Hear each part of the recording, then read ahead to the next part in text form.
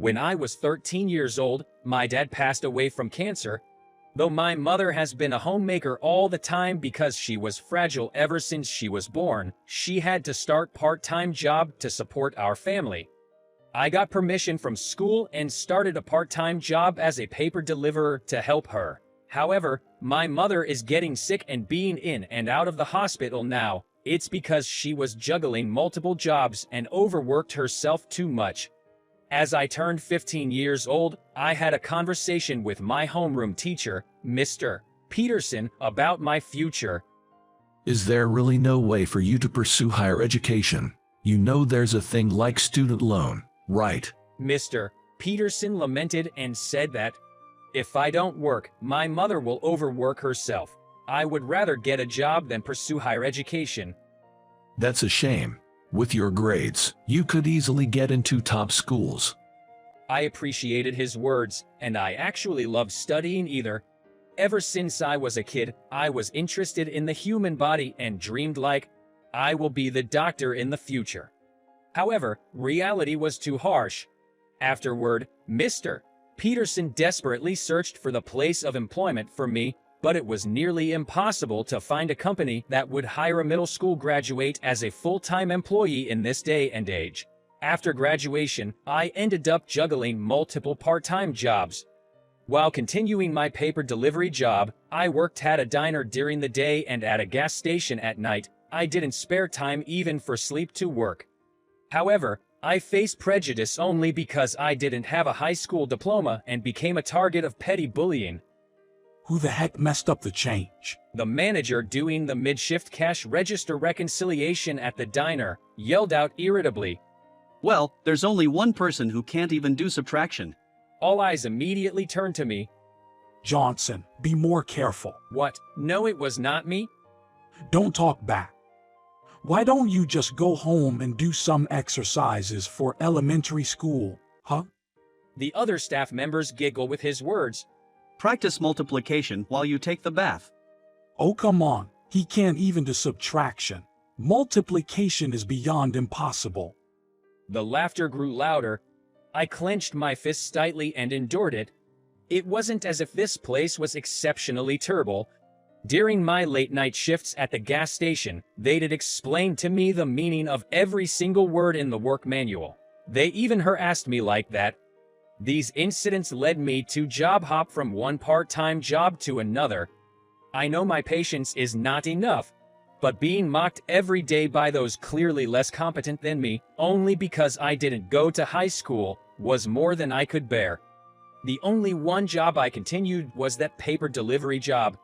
The elderly couple who ran the newspaper stand were really nice, and they always cared about me since I started working for them in middle school.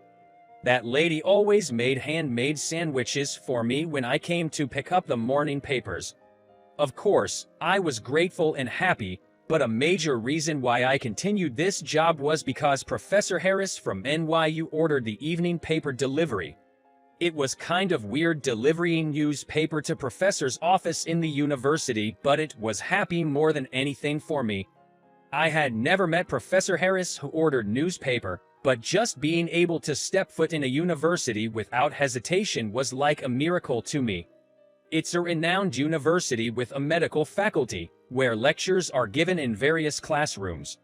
Due to the season, all the windows and doors were left open, allowing me to discreetly watch any lecture.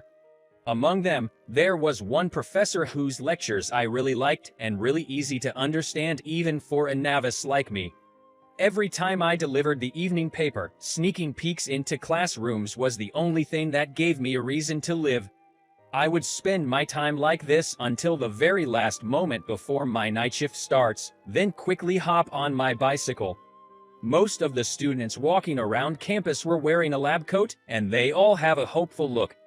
It was so bright and made me feel sad at the same time. But there was nothing I could do about reality. All I could do now was go into the library with the knowledge I secretly got and relearn it until I was satisfied. I knew it was just for my own satisfaction, but if I didn't at least try to improve myself by expanding knowledge, I was afraid I would truly become the trash like I was treated by them. Then one day, something happened. While on my way back to the newspaper stand after morning delivery, I heard a small child crying. Looked around to see what it was, and then I found a girl who is about 3 years old. She was standing just before the crosswalk and crying like, "Mom, Mom."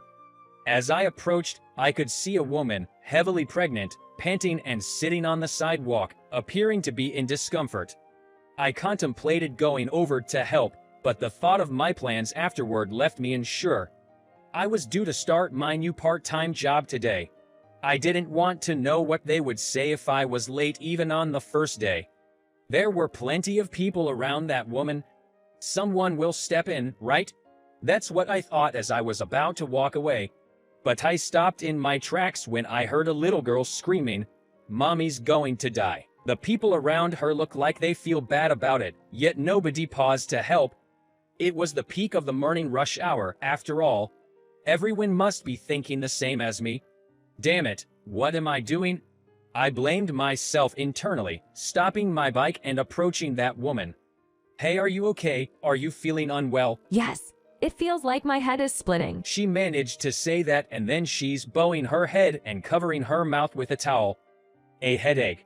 If I remember correctly, I've read somewhere that the woman who is pregnant can have headaches due to a sudden rise in blood pressure. I quickly looked at the woman's feet. Thankfully, there was no blood. Could you call a taxi for me? A taxi? Yes. I need to go to my regular op/GYN. I don't think that's a good idea. If you have a headache from a sudden increase in blood pressure, it's a dangerous situation for both of you and the baby. I'll call ambulance immediately. I took out my phone. But my water hasn't broken yet. It's not an emergency. Not good to call an ambulance, She said, gasping for breath. The little girl who was crying nearby asked me, "Is Mommy okay?" "Mommy's not going to die, is she?" "It's all right. We're going to see a doctor right away." "Okay, what's your name?" I asked as gently and calmly as I could. Sophie? Sophie Harris.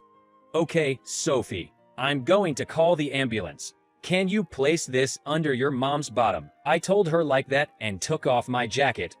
The woman started to say something, but I shook my head. Sophie took my jacket. I quickly dialed 911 and told them the address on a nearby pole. "They're coming right away. Don't move, just stay as you are and lean on me, okay?" I gently tilted her body towards me, trying to make her as comfortable as possible. Then, one woman said, "Here, you can use this if you want." She draped a blanket over her belly. "Oh, thank you so much." I was happy and I smiled at that woman without thinking. It is because I was so frustrated with everyone ignoring this situation. She was wearing a high school uniform. It's fine. It's just something I was using during class. It's pretty worn out. You can just throw it away after this. After saying that, this girl was going to leave, but she stopped, turned back and said, "You know, you're amazing. I feel kind of ashamed of myself." Then she left with a small smile. I was taken aback by her sudden words, but I was happy. Then, I heard the sound of sirens in the distance. I got into the ambulance together when it arrived, and I held Sophie's hand the entire way. When we arrived at the hospital, that woman was taken to the treatment room. A nurse asked me, "Are you a family member?"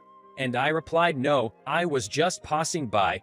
Then Sophie shouted, "This man helped my mom." That's right. You're in good hands with this kind gentleman here. Now, let me contact your father. Then Sophie shaking her head and replied, "Daddy is working far away. That's why I'm always with my grandpa."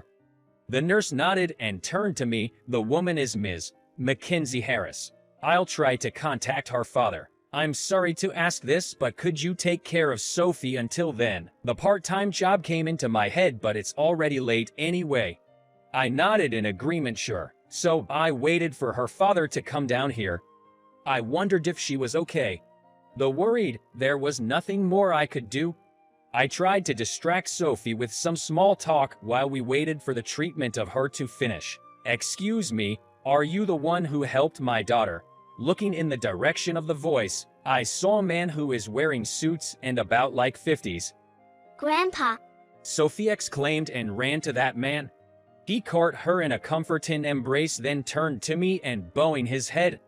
Thank you so much. You calling the ambulance probably saved her life. Looking at me, the man seemed to recognize me. Wait a second. He said, with a puzzled expression. I also felt like I had seen him somewhere before, so I look at his face. She is out of danger now. I just spoke to Miss Mackenzie. She told me that you responded very effectively. Are you by any chance a medical student? I blushed at his question. No, not at all. I just read some books, that's all. I didn't even graduate from high school and work part-time jobs. Then that man sat next to me and smiling. Don't be so modest. I have no students who listen to my lectures as attentively as you do. You are truly a med student. Upon hearing this, I exclaimed, oh, this man was the professor who gave the lectures I always secretly listened to. Did you know I was listening? That's embarrassing. I couldn't raise my head. I worried that he thought my knowledge was childish. I didn't notice. A student as enthusiastic as you is rare these days. I was deeply moved. I thought you were a student from another school. I'm sorry. I'm just a part-time worker. I haven't even been to high school. Would you mind telling me the reason why? I can't imagine you didn't further your education because you dislike learning. I explained to him everything that had happened until now. Sophie, she is completely relaxed now and was dozing on the professor's lap. Nodding several times during my story, the professor remarked with apparent admiration. So, it's thanks to the evening paper what I ordered that we could meet with an interesting coincidence. Yes, I didn't know that the professor whose lectures I loved to listen to was the same Professor Harris to whom I delivered the evening paper.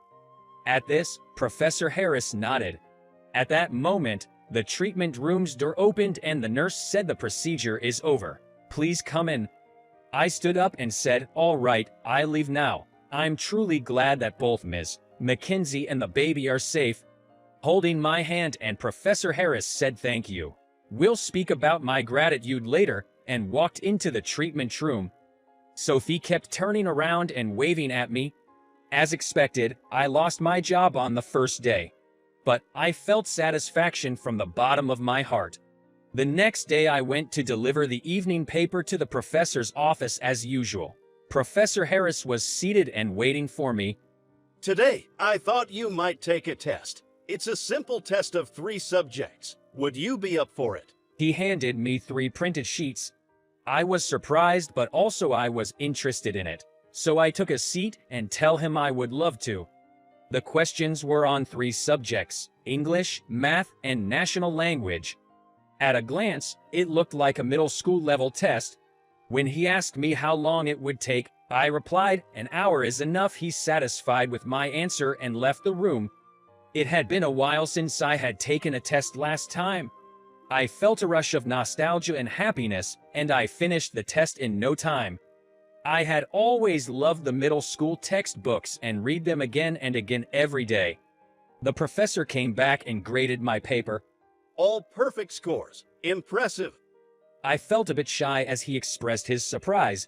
Well, they were just middle school questions. Indeed, they are primarily middle school level, but they are actually part of this year's GED test. GED. Yeah, it might be more familiar if I call it the exam for getting qualification to take university entrance exams. It's the exam for folks who haven't finished high school, but still want to apply for college. Oh, even so, what was this all about? I must have had a wondering look on my face. The professor chuckled heartily. My apologies. I skipped ahead with my explanation, but I needed to know your academic level before I could propose anything. Sorry for testing you without any context. No problem, sir. So, what's the proposal? Yes, Johnson. Would you consider working with me, studying for your GED and applying to medical school? Suddenly proposed. I was left speechless. The job is miscellaneous work, but you can read any of the books here and I'll make sure you get access to the university library too. I'll pay you 3 times more what you're making at your current part-time job, so I'd like you to quit and focus on your studies. And of course, I'll be the one teaching you. What do you think about it? Even when asked for my opinion, I was still struggling to understand the situation. Yet, I vaguely understood that an incredible stroke of luck had just knocked on my door. Surely the fact that you saved the lives of my daughter and my infant is a factor. But I was truly moved by your story, John. In this day and age, it's rare to come across a young man with such fervor for learning. I don't want to overlook this joyous encounter. Would you allow me to take you under my wing? There was no dishonesty detected in the professor's passionate speech. Joy slowly filled my entire being, and I was reduced to tears. Are you really okay with this? Absolutely. But be warned, I'm tough, okay? Are you up for it? I'll never forget the warmth of the professor's hand as he patted my back. I'd be honored, I shouted, wiping away the overflowing tears. Afterward, I passed the GED test and enrolled at the NYU where Professor Harris teaches. Incredibly, as the top performer in the test, I was granted a full scholarship under the university's special merit-based program. Thanks to the tutoring job that the professor introduced to me, my life has become stable and I've finally managed to give my mother a much-needed break. It felt dreamlike, given the miraculous sequence of events. Walking around campus in my white coat, I wonder if I'm shining brightly toward the future, just like the students I used to look up to. Hey, Johnson, over here. The one waving and shouting was Kathy, studying in the nursing department.